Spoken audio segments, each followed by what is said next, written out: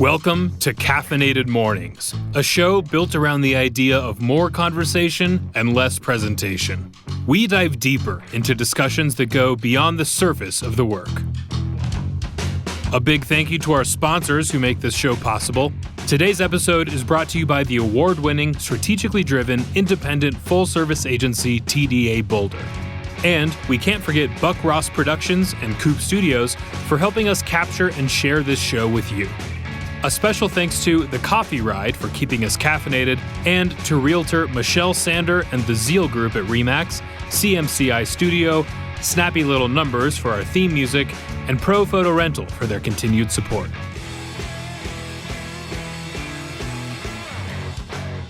In this episode, we join everyone's favorite designer and host, Jay Farrakane, in his recent conversation with Joshua Wills, graphic designer, thing maker, family man, artist, and founder and creative director at Consume and Create.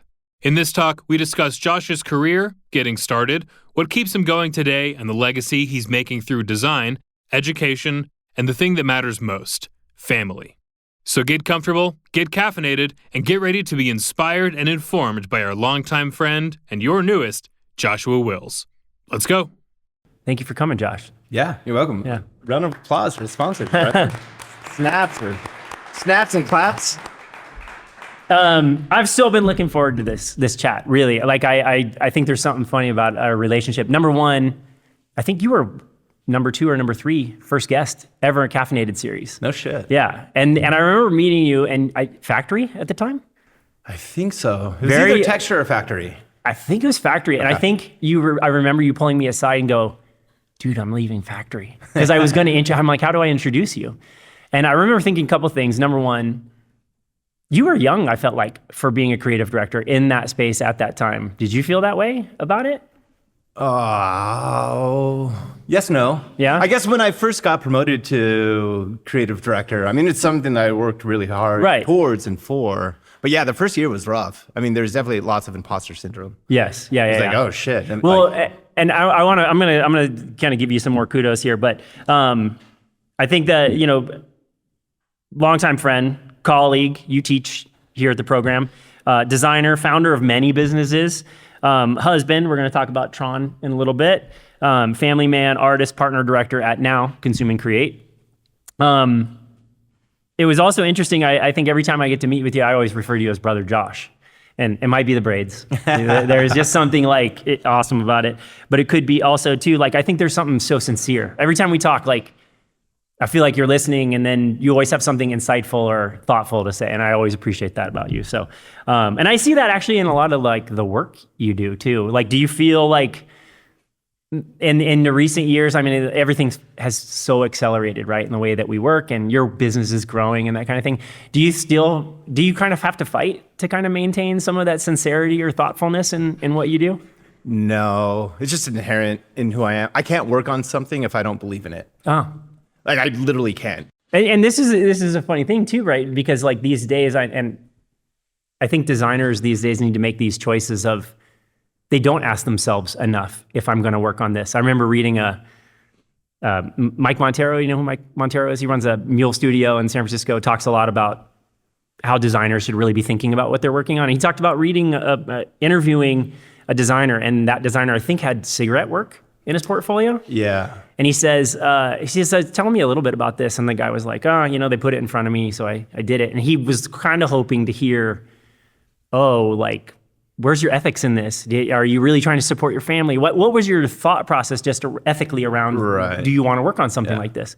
And I do think we work in an era where there is enough work out there these days that designers should be thinking about, what's my impact on this? And so I've always thought that's just super dope. At Consume and Create, do you guys only take projects you can believe in or want to support? Yeah, absolutely. Consciously, you guys are making that. We will not bring in anything into the studio that I wouldn't want to work on myself. Right. I couldn't, in good faith, turn around and ask someone else to work on that project if I'm not stoked on it. Right. Well, and that was, I think, something super interesting when we were doing the lead up to this, is that, you were talking about maintaining, being a designer is such a funny thing. It's not unlike, I guess, the culinary world. When the better you get, you usually stop doing the thing you got good at right? And so now running your outfit, but you still, I mean, and what I mean by that is like, hey, I'm a really great designer now, but our studio is big enough now I have to go manage people who might not have the same skill set as me. So now I go manage their skill set versus me making the thing, right? Yeah.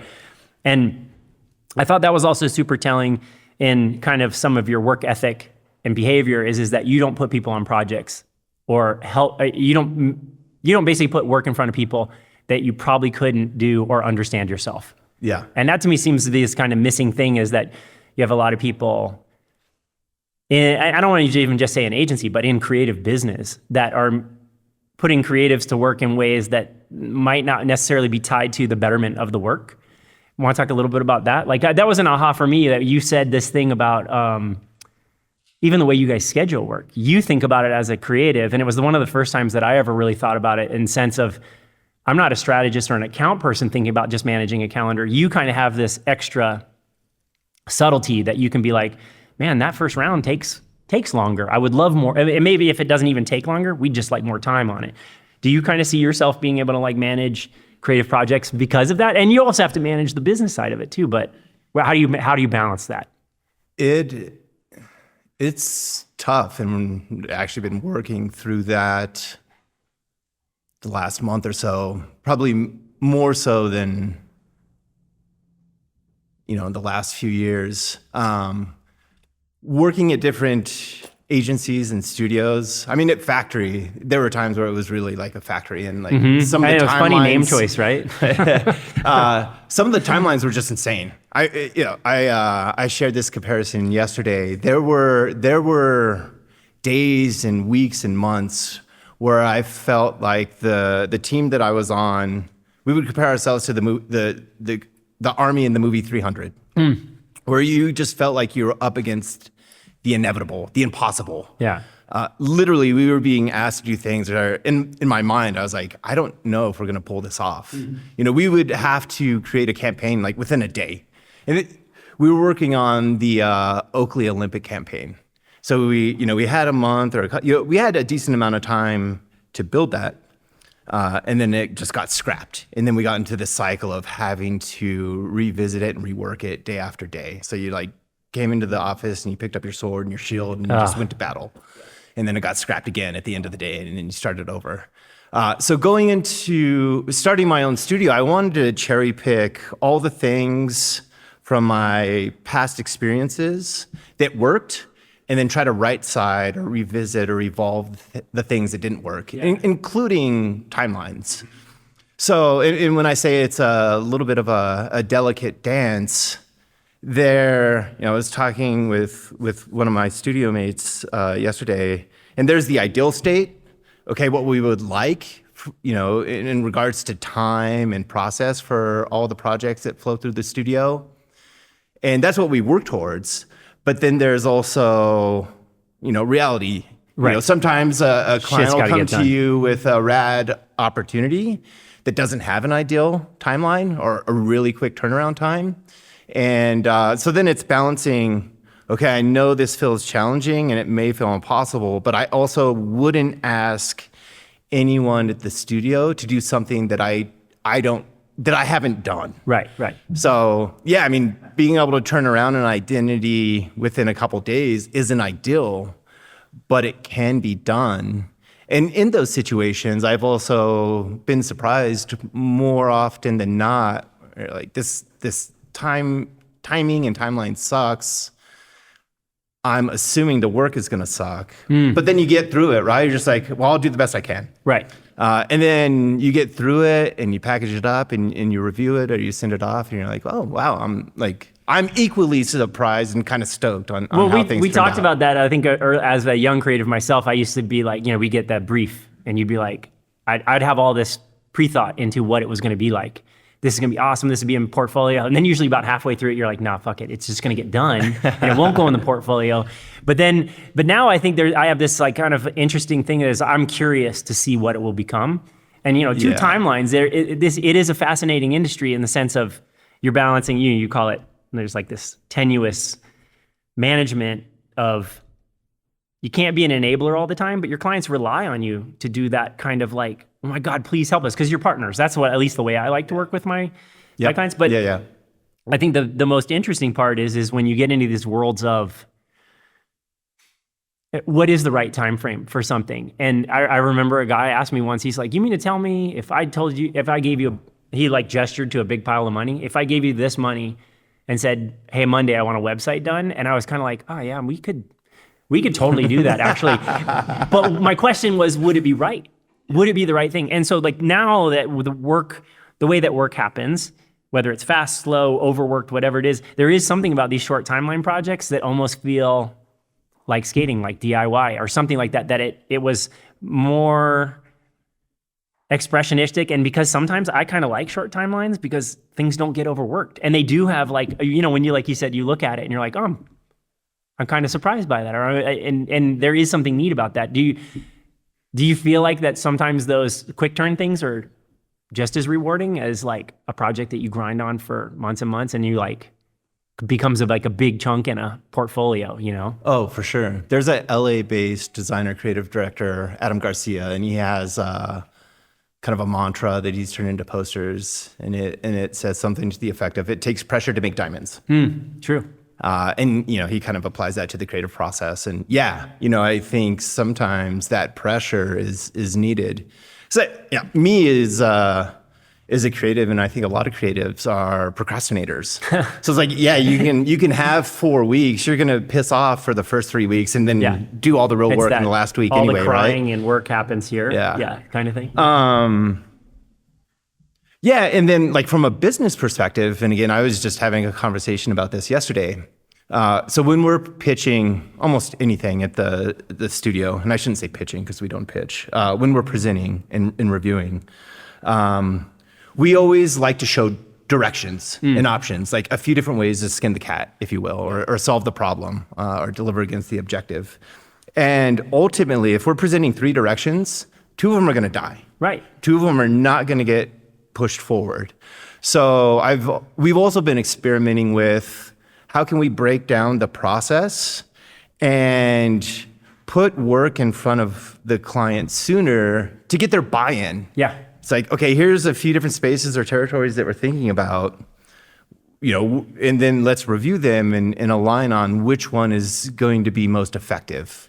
And then once we get that buy-in, we can really dive deep and invest all the time and energy into that territory, to that direction. That's interesting too, because I was at just, when traditional first round presentation is like at least 2/3 of your hard work goes away, right? Like it just ends up on the cutting room floor.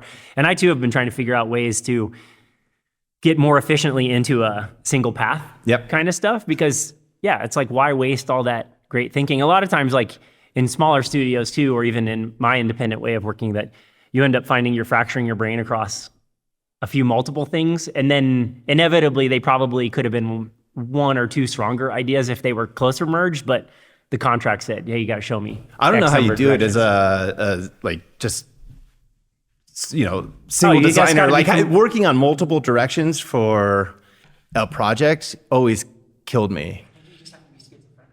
Yeah, it helps but then a lot, you have that darling, right? You have that baby. You're like, okay, this is the one I love, and these are the little bastard children. And you're like, please don't pick the bastard child. Right. And then inevitably, like half the time they do. But I'm even open to, and we do when and where possible, present sketches to clients, and not every client can understand them. And has that imagination, can take that leap of faith. But we've been doing a lot of work with the Leopold Brothers, a distillery down in Denver. And they've got a new product that they're launching.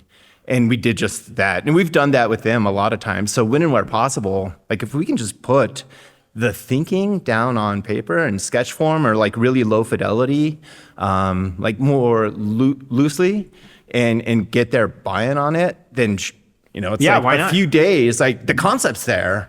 Well, and to me, it pokes at this new, I don't want to call it a new phenomenon, but like I do believe, back to this idea of like why has work historically in the creative industry has been done in the way it has. It usually was managed from a business point of view, right? There was also, just take advertising as an example. Advertising usually worked in this thing that there's some magic happening back here, right? Like, hey, leave us alone and we're going to bring you back the cool shit, and you just get to pick one. But I do think that now I've kind of gotten in this way where I would rather pick up the phone and go, hey, I've got these couple ideas, like you said, and you work in lower fidelity, but you get to something so much faster. And man, I'm so thankful because I work in industries a lot of times that Fortune 500 software, I'm like, dude, I don't use your product lifecycle management software, but I need you to tell me who does so that I can help you connect with them. Right. And so I'd rather pick up the phone and have them complete the sentence, if you will. Yeah. And so that's kind of a fun thing. That's rad to hear you guys kind of working in that way. It comes up every time we have a talk in here. You and I both have skateboarding backgrounds. And it's funny, a lot of creative people I know have had some sport like skating in their life, if not skateboarding. So you started out skateboarding, and it's kind of interesting. So I want to kind of talk about how you got your start, because skateboarding and creative are inevitably tied in that world together, right? Like, we're fortunate to have grown up. Boards had art on them. Skaters were expressionistic, I think, especially at that time, right? Like that dude was like super ripper slasher guy, Hessian, whatever. And you had the tech kids and whatever. But how did skating tie into your getting into creative? A few ways. Just engaging in that pursuit at the age I did. I was in 4th grade, and this is in the 80s. Yeah. So skateboarding was a completely different beast at that time than it is It was today. not it's in the it wasn't Olympics. light. It's in the. I know, it's crazy. Wild. We got to make it a crime. Yeah, again. you would get. It was very much an extension of counterculture, and there was like multiple countercultures at that time that were melding together. You had punk rock, you had hip hop. Skateboarding exposed me to the notion of counterculture and many countercultures. It was a little bit of an act of rebellion. Right, you're almost kind of like separating yourself from society. Like there's the skate kids and weirdos, and then there's the normies. So there was that, and like music and art and just all the things, to your point, that came with the skateboarding culture, and reading Thrasher magazine and getting turned on to weird art noise bands. Listening to Suicidal Tendencies and Skinny Puppy and Public Enemy. In 4th grade. It was funny if you think about the path of how we discovered that stuff, because you'd see it on someone's shirt or in a Thrasher article. Yeah. And then you'd have to go to the record store, which was scary in its own right, at least where I grew up. And then you're like, oh God. And then I'm like, there's that album that dude had the shirt on. So there was that aspect. And then just, embracing failure. So I think the biggest hang up when people are first trying to do like skateboarding or BMX or, a lot of pursuits, they're afraid to fail. And especially like skateboarding, to eat shit. Like you're getting scabbed and scraped and broken and beaten, and you're grabbing your board and you're getting back on, you're trying it again. So, that healthy relationship with failure. Is it healthy? Yeah, sadistic. Yeah. And then also creative problem solving, because when I first started skateboarding, there were no skate parks. So it was all just street skating, or, you're building ramps, and you're borrowing supplies to build those things. And then, even that's kind of like, building something as, a little kid is creative problem solving. But like just looking at handrails and stair sets and gaps in the world around you in a different way than other people are, and being resourceful. Well, and it's funny because like even at this age, I'll still be driving, and you catch a glimpse of a bank or a ditch or something, and you're like, oh, dude, we should go there. Let's go sesh that. So there was those aspects of just being a skateboarder that I've carried with me throughout my entire life. And then skateboarding was literally the reason I pursued design. I'd met my wife in high school. We started a family, and I didn't have any interest in really going to college. If I was going to go to college or higher education, I was going to have to pay for it myself. I wanted to be a skateboarder. Yeah. So I wanted to get sponsored. And at that time, getting sponsored, it's not like now. Like it's a legitimate almost career. Like I met adults that are like, my kid's gonna be a pro skateboarder. I'm like, what? And it was also pre-internet. Yeah. Really. Well, like internet was just starting to like, we were in dial-up days, like early dial-up days at that point. So like being in Denver and, separated from the skate scene in California, like my chances of really becoming sponsored were, I mean, it would have took a miracle. There was ironically a pretty rad scene here though. Yeah, oh, for sure. And, you know, it's so connected to community and stuff in the town of Denver. Yeah. But I gave myself, I was like, I'm either going to like start to get momentum in skateboarding by the end of this year, or I'm going to go to art school. You literally put it on a timeline. Yeah. Because I was like, I had an 8-month-old at the time. Yeah. So I was like, I was working in a warehouse. It was a shitty, miserable job that made decent money and, was paying bills and providing for the family. But I didn't want to stay there. And I knew that for certain. So I was like, I'm either going to get some traction here, or I'm going to go to art school so I can learn how to do graphics, so I can design boards and shirts. And that was kind of like that forethought though of like, I'm going to go learn this thing called graphics. Yeah, my uncle was a creative director. Oh, cool. Designer, creative director at a brand studio. So I was, I was loosely familiar with there was an industry for it. Right. Because I know when I was the art dude in my crew. Yeah. And then literally friends started getting sponsored and they would bring a physical sheet and they're like, I want that painting you did on this sheet. And then I would paint it and it would just disappear in the ethos and I'd go in a shop later and it was like, oh dude, but I had no comprehension that it got translated to silk screens and didn't know there was an industry for it forever. So well, and I also you had that pre-site. Yeah, there was that, and then also graffiti.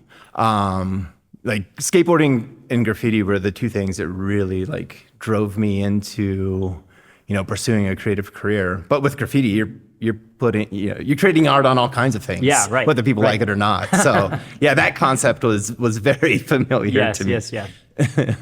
Well, it's kind of almost hard for me to, it's interesting that, you paralleled that I don't want to do this unfulfilling job. And it's almost hard for me to think about you and what you do and your connection to the community and the impact you guys have had on like the surroundings of there without mentioning Tron, who's here. Tron's there. She's coming back as a guest, by the way. We haven't figured that out yet, but that definitely is going to happen. I want to talk a little bit about the importance of family on what you do. Like, I mean, it was really the reason that you kind of like started making some of the choices you were doing. How's family impact what you do, or why has it driven you so much? I mean, it's been the sole purpose.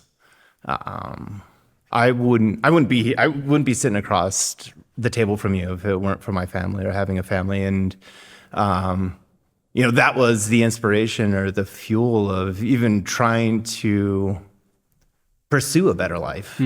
So I'm young, got a family, working in an unpleasant environment with a bunch of miserable people. Right. And I'm like, I don't want to become these people that I'm working around.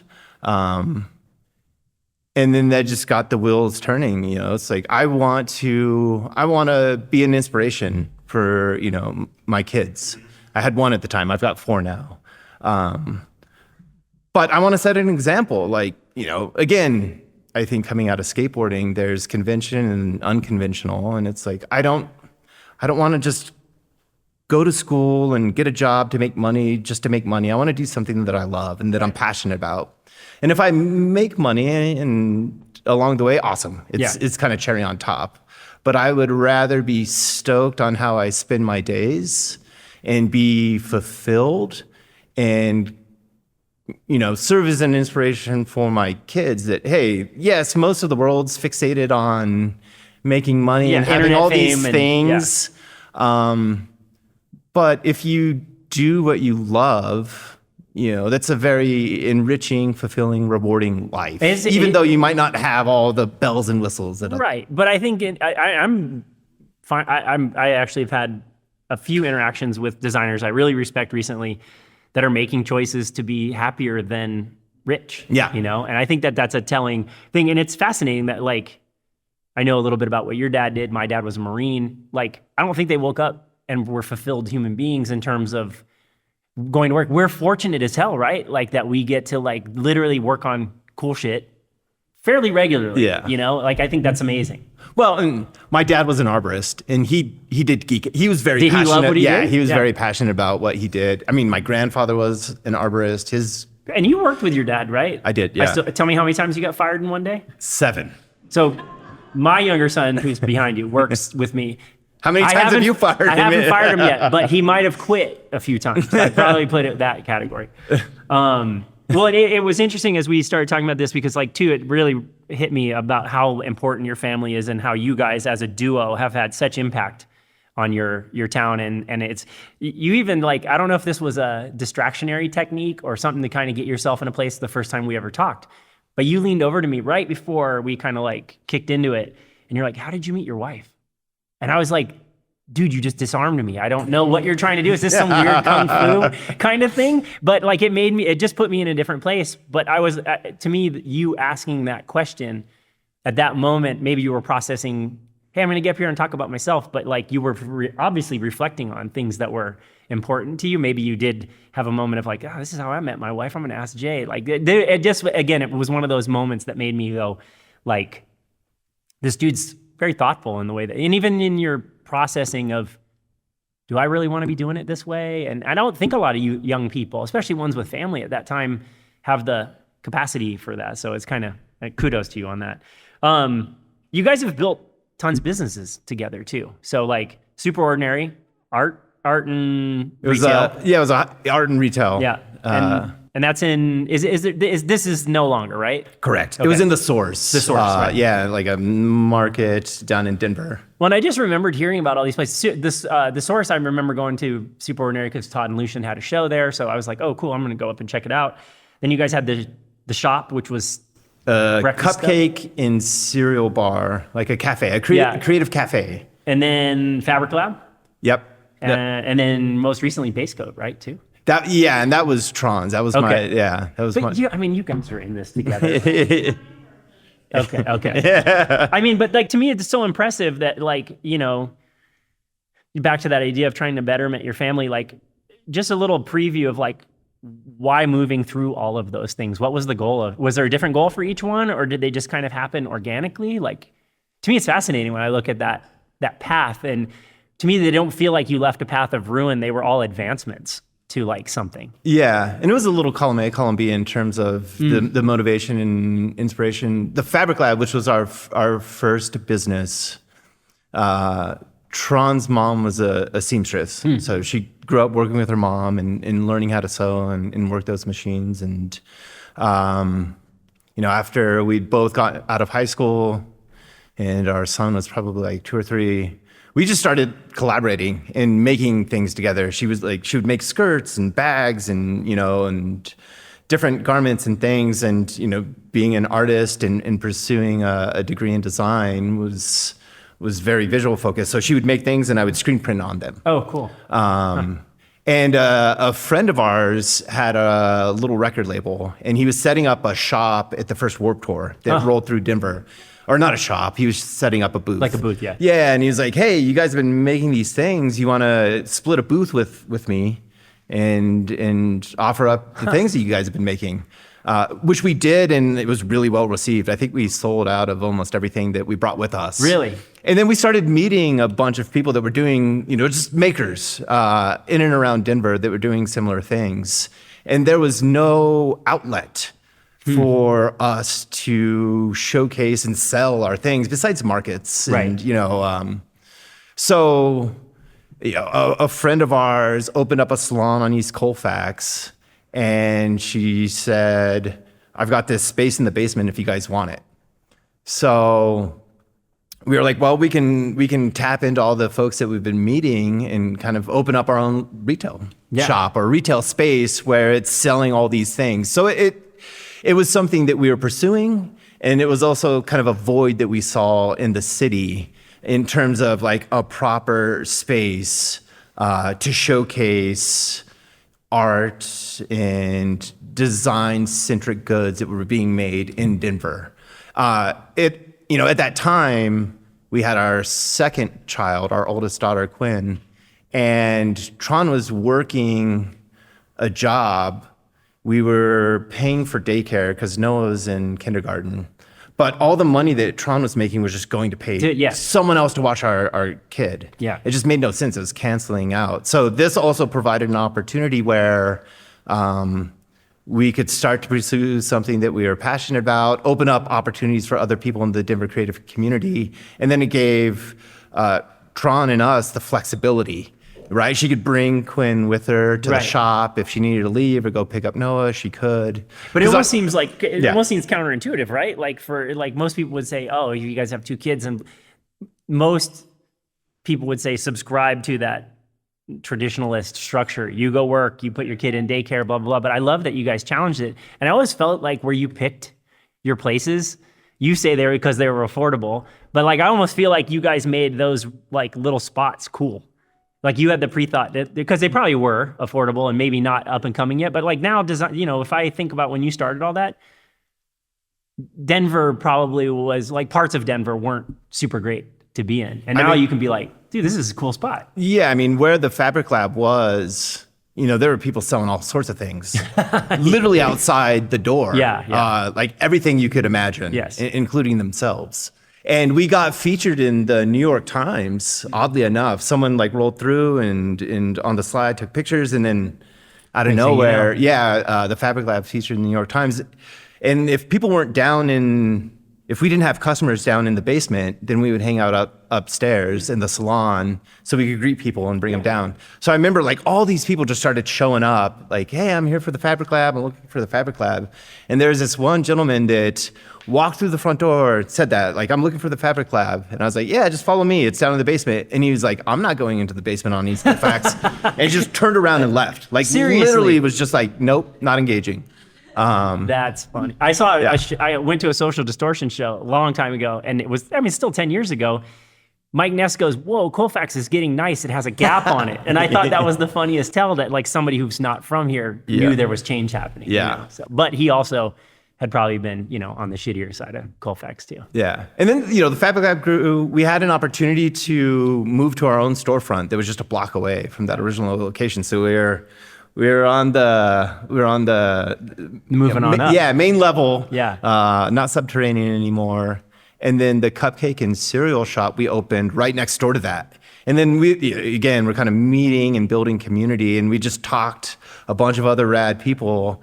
So Dave and Dee that ran the Plastic Chapel, they sold vinyl toys. Yes, yeah. They were originally in a little spot over off Broadway, but we convinced them to move over next to us on Colfax.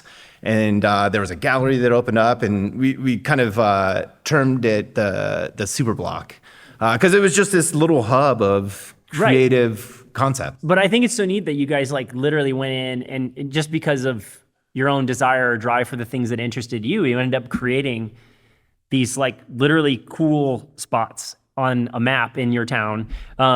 It's also interesting that design is tied into all of this. You guys are branding these places. You guys are selling art and brand goods in the spaces too, where most people wouldn't think those would go together. But you were building the world that you wanted too, which is kind of DIY skateboarding again too, Yeah, right? I mean, it all goes back to that creative problem solving. Yeah. It's when you're young and you decide to go out and open a business and do these things, creative problem solving, right? How do you kind of look at what the world's giving you or not giving you, and then again, kind of be resourceful and creative? I would say there's some of that benefit of like maybe, you guys were so youthful at that time that you didn't have any...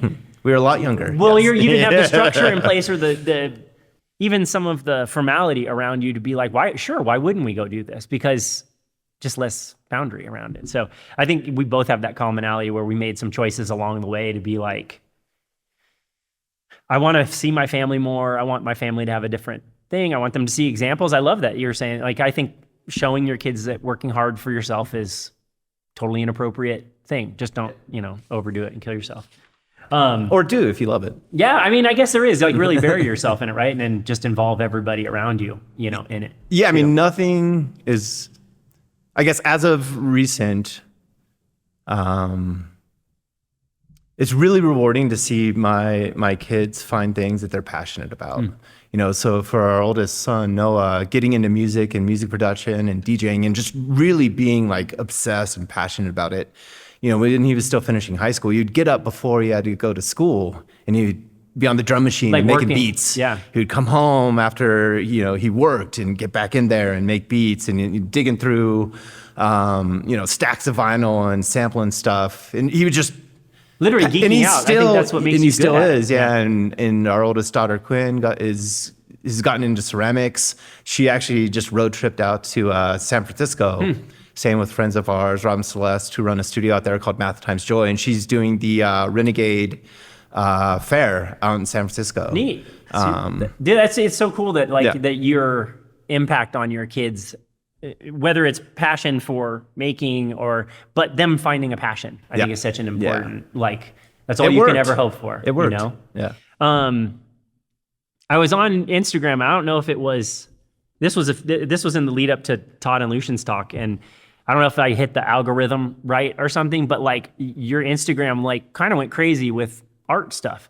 And I was like, I feel like I've known Josh for a really long time. And I knew your affinity for art, running galleries and stuff, but I didn't know you were making as much art as you were making. And you have your place in New Mexico too, right? Yep. Is that kind of the making studio, or is that happening here, or both places? Like both. You just blew my mind to the scale of art that you were getting into, and I bet you Tron's going to come up in this one because someone probably pushes you to do some of this stuff. But I want to talk a little bit about and I even said to Todd, I'm like, have you seen Josh's stuff? And he's like, yeah, dude, like he's been at it for a while. Like he knew, I just didn't know. And but like, so how does art fit into the greater scope of the things that you're doing today? Is it a carved out little chunk of time that's my escape, or how do you make it part of what you're doing? Yeah, it's kind of like ebbed and flowed over the years. There are certain points in time where I'm making art more frequently and like producing a lot more than others. Like early on, like during the Fabric Lab days and the shop days, I mean, it was just literally collaborating with Tron. We're making clothing and I'm making art. It was just like I was spilling out. Yeah, I mean, it was just the constant. Well, when you mentioned graffiti, and now I'm like making that conclusion too, because I didn't know that about your. Yeah. But then as I moved on to texture for day job and factory, those were just a bit more consuming and demanding in terms of my time. So art kind of waned a bit. And then spinning up the studio and trying to create an environment that's just more manageable. And there's, trying to strive more of a life-work balance, intentionally trying to create space and make space to make art. But as of recent, so we got a place down in El Rito, New Mexico. It's a funky little town that's just steeped with artists. Like I think the population's like 1,200 people, but there are like 100 artists down there. So they have this open studio once a year where a lot of the artists that lived in the town will open up their studio and you just go through. So we moved down there right during COVID, like the whole shutdown.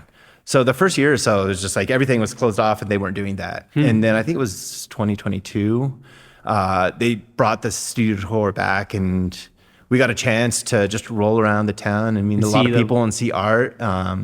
Very inspiring. And then it was also very eye-opening because we knew that it was an artist community.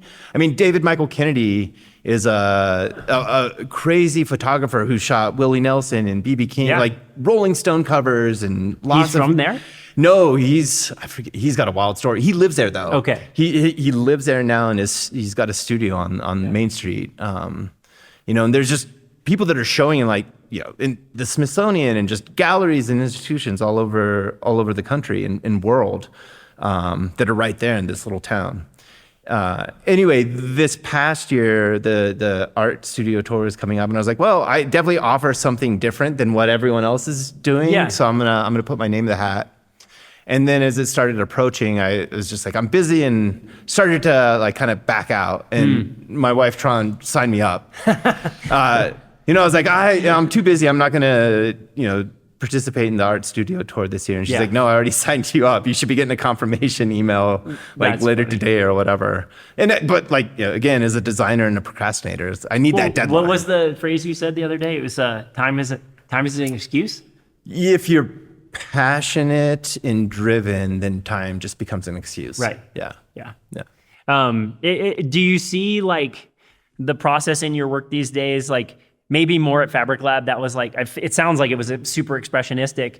We as designers, and we were talking even a little bit about this, that you reach a point in your design career where you start to go, you kind of unpack the problem in your head. And I think for a lot, at least me as a young creative, my hand in the work was the solving tool. Like you would arrive at something, but now we've been doing it long enough that I can be like, oh, I know what the solve is like. Fuck, it's tedious to make it. Yeah. Right? So your art, does it sit in the place of being more process, pre-thought driven, or is it expressionistic, or is it somewhere in between that like, hey, I arrived in the studio and I was, whatever your mindset is, does that kind of come through in the work that day? Or is it more of like, no, I plan to do X, Y, and Z, and that's what I got done? These days it's a little bit of both, but like early on, it was very expressionistic and not thought out at all. And there was actually an epiphany that I had when I was going to art school, or realization. When I was like graffiti and, drawing characters and letters, and even like all the art that I made early on, I would just make up like out of my head. I would draw a circle and it would become something, and I just add on to it, and this world would Like a take bird. shape Yeah. and develop. But at art school, I was sitting next to someone, and we had these exercises. So there was exercises that were more life drawing. So you had to look at something and draw that. And then there were other exercises where you just had to make something up. And there was this cat that I was sitting next to, and he could just sit there and draw whatever, like cars, objects, whatever, like just nail it. But then when it came time to create things out of nowhere, he struggled. Oh. And then it was like vice versa, right? So the more I started talking to people, the more I started to discover, realize that there's kind of those people that can just sit and look at things. Yes. A lot of times it's challenging for them to just make something up on Right. the fly and kind of improvise. So yeah, my earlier work was very improvisational and expressionistic, where I just kind of make it up as I went, and it would take shape. And I don't know, a few years back, I wanted to get more engaged in my art practice. So like the thought was, well, let me sketch things out and just have kind of a tighter vision of what I want to Yeah. make. That way, with limited time, I could go in there and just be more efficient and strategic with it. And what I found as I was doing that, it's, I'd sketch something out, and to your point, it's like, I knew exactly how it would come to life. And then I was like, well, it's done. I don't know if I necessarily Yeah. want to make it anymore. I call that the maturity curse. Yeah, it's like, damn it, dude. It's like, So now I'm trying to make my way back, where I still have a concept or, something that I'm trying to communicate or convey. But working to leave room for some of that improvisation. It also too, I think we were both talking to Liz. Sometimes that showing up with some structure, it's like going on a shoot, right? You have a shot list. Yep. Because if you don't have things to start with, how do you get the ball kind of rolling in some way? So the work that you're doing in there, does it inspire your day job ever? Do you ever kind of like leave the art practice, come back to the desk or the computer, and you're like, dude, we got to get a website done, or we got to get this packaging done, whatever that is? Yeah, absolutely. For me, everything just feeds into each other. One of Tron and I's favorite thing to do when we're traveling is just to go arting. Yeah. Go to galleries, look at art, I public do like art. watching your guys' Instagram feeds because I'm like, dude, they're having a great time in San Francisco right now. Yeah. And even like New Mexico, rolling through and like, Yeah. going into pueblos and seeing people that are working in textiles, just patterns and texture, like everything just feeds into everything. Well, and I think too that whether it's a skateboard thing or a design thing or both, but like I do think the commonality in that is like good designers, good skateboarders, they're aggregators, cultural aggregators in some way, right? Like I love how this dude did slappies, or I like how that guy does large type, whatever it is. And I feel like I'm always kind of like on the lookout for that because I love absorbing it and seeing what I can do with it. Yeah.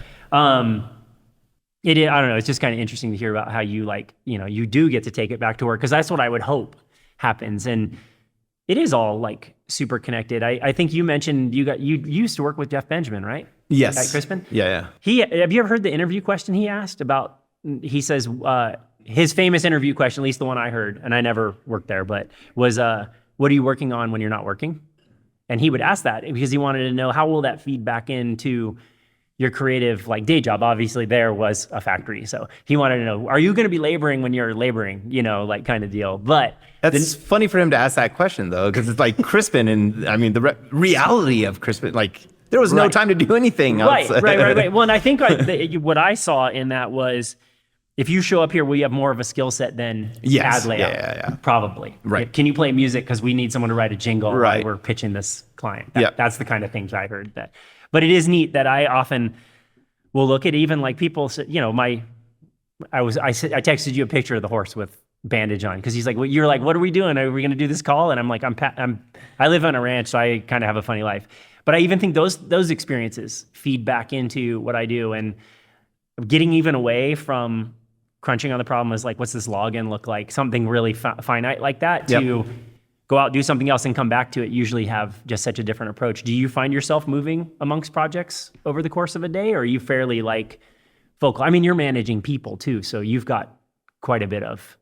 Yeah, I mean, as a creative director, we've got 14 employees, partner and creative director. Yeah, I'm bouncing, like the cognitive switch day over day is insane. So jumping, touching. Do you enjoy that, or do you several- find it like, man, I wish it was a little bit more focused, or is it day to day too? In terms of my role and what I'm doing at the studio, yeah, I enjoy it. Yeah. If I had my hands in the work, then there's no way I could touch Right. that many things at once. I'd need a little more focused time. Because there is a certain amount of like you said, you just have to be in the work for a good amount of time. And that's the funny thing when you come back to like how creative industries are structured, right? Like it's calendar and time based a lot of times, because I think someone along the way knew to make the stuff, it is literally just that. It's time, right? Yeah, and then it's a double-edged sword as well, because I still do design work from time to time at the studio. But when I do have to go heads down and focus on that, then other aspects of the business or studio suffer. Yeah. So if like a proposal needs to get done, or there's a new opportunity, or even like other creatives in the studio need second eyes and some direction or clarity on something. Right. It's like, Well, and that's what- I'm trying to focus on this thing and get it done. It's been, you mentioned that cognitive switching thing. And one of the things, being an independent, I've been kind of dabbling, and I don't want it to sound like I'm some AI expert, but I've been kind of figuring out some ways to like leverage that. Are you guys doing any, I mean, we have to talk about it because everyone talks about AI now, but are you guys doing any AI stuff to kind of augment or speed up processes or do anything like that in the studio? I'm about to plead the fifth on this one. I'm kidding. Yes. Yeah. I mean, we've had clients come and specifically ask, like, hey, are you guys dabbling or using AI? Yeah. Because that's the thing I think a lot of clients just want to know. Are you using it to bring us ideas or not? Yeah. And we're using it in a few different ways. Sometimes it's just like concept generation where you're just feeding prompts Yes. or we've got an illustrator, a few people that are like steeped in illustration in the studio. So they'll feed in a prompt just to see what it kind of spits out. Right. And then, kind of use that as a muse or inspiration to create something. We do work with a lot of clients that have like physical space, whether it's commercial real estate or venues or retail spaces that aren't built yet. Or maybe they're going to go through some sort of evolution. So being able to feed prompts. To help visualize that. Right. Or even just create environments. And what I found, at least to date, is a lot of those platforms will get something like 75% there. Well, and then we'll take that and like pull it into Photoshop or Illustrator or another program and continue to like tweak and tighten. And that's been the thing that I've noticed, especially on the visual side of stuff. I don't particularly use it a lot to make a visual, because like one thing that I'm always like in working in brand, I want to see how does it pay out over time, right? And so trying to get it to do something with commonality doesn't seem to be its strength yet. Yeah. But in the lead up to this, I was like, I'm doing this interview. AI, give me some questions for Josh. It was terrible. It was like the absolute worst. So it gives me like, because I do think you're right in this notion of like 70%, it's a cognitive switching. That's why I went into this is I've found that it takes my time of like, independent, work on like 5-6 projects a day or clients. I switch between those. Now that cognitive time has come down so much. If I need to get into an idea generation kind of state, I can be in that in 15 minutes versus maybe an hour sometimes. But I wanted to, we're going to go into a lightning round here. It's fun time. Is this like AI generated? No, lightning these are round, mine or because is this J generated. AI failed. This is JAY generated. So these are kind of a few choose them kind of scenarios, and hopefully they're fun. First one: frontside rocks or backside disasters. Backside disaster. Yeah, dude. I figured with the way I imagine you skate. Sarah, first answer. Both. Yeah. Punk or hardcore? Punk. Yeah. Well, Good. punk. Yeah. Okay. Yeah. We've been having this debate in my house a lot is even what's the difference too. And like, where do they really like start? And then there's some subtleties that come out. Todd or Lucian? Just kidding. Don't answer that one. Because Lucian just had a baby and you'd have to be nice. Anyway, that's a package deal. You can't do that one. And then the last one, print or screen? Print. Me too. Anyway, I think it's just so fascinating to catch up with you and think about like all the stuff you're doing. You have a show tonight. You have artwork on boards, so bringing the whole world together here. Yeah. Yeah. Where's the show? It's at Abstract down in Denver. So anyone looking for First Friday stuff to do? Yeah, it's on Santa Fe. It's like between 7th and 8th on Santa Fe. And 50 artists or something crazy like that? Something. Bunch of boards? Yeah, I mean, I think I was a late addition. Markham Mays and Big Dave from Indie Inc. extended the invitation. And I'm trying to stay steady with art making. So I was like, just another deadline. Yeah. Well, and I think that like, that diamond reference is really resonant too, because like it's so true. One thing that you wish you knew, that you know now, that you wish you knew when you got started, as kind of a close here for us. Yeah. Man. Sorry, this is a little hard or heavy. I take you out of the fun shit right into like some serious like. I wish I would have set better boundaries throughout my career. And sorry. It's emotional. Made man. more time for my family. Yeah. Like I missed out on a lot And with my kids growing up, and that's time I'm not going to get back. Do you feel like I know that we've talked about this a lot, and I so appreciate you sharing, because I get in the same boat of like, I work 20 feet from my house, and I'm like, do I see them enough and that kind of stuff? And it is so important because we care so much about what we're making, and then we have this other side to it that we're like, okay, what am I sacrificing to get to that? Yeah. I mean, it's a hard balance. Everything I did was for them, right? I've grinded and I busted my ass.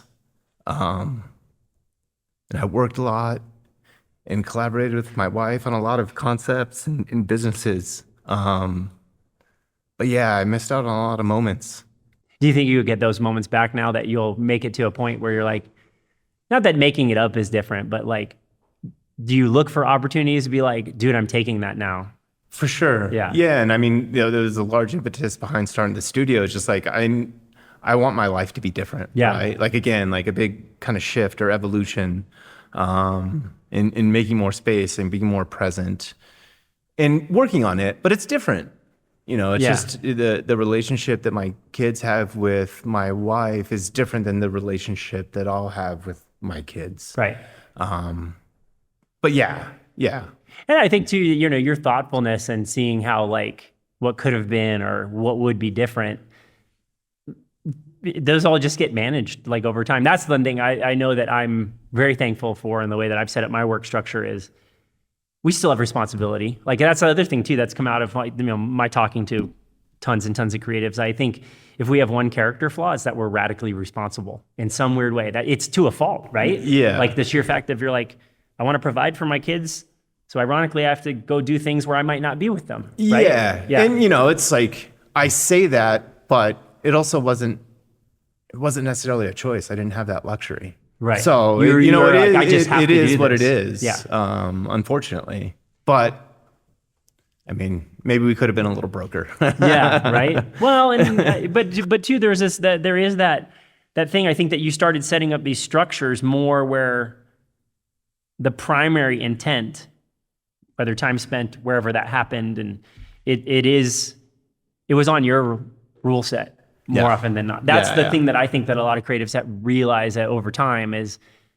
I don't want to have to explain to somebody that I'm going to pick up someone from school or something like that. I just block it in and like, oh, I'm not available at that time. You don't have to be apologetic about it and stuff like that. And I think once more creatives realize that there's a lot of flexibility in that way that they can move that thing around. Like you saying, I wish I set more boundaries. And I do think that that's a skill that all of us can work on, more. So. Yeah, and I'm hopeful that society seems to be shifting and changing and a little more understanding of that, and especially within the creative sector. Well, and what's important to creatives and how are we going to make the best work? So, man, I love hanging out with you. It's the best. Thanks so much, brother. Thank you, Jay. Yeah.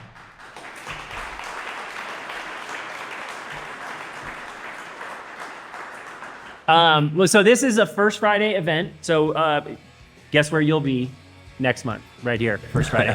We're going to have awesome guests throughout the year. So please come back. I do want to thank you all. I love you all too for being here. Thank you so much for giving us an awesome creative community. And have a great day. Thank you guys. Dude, you did so good.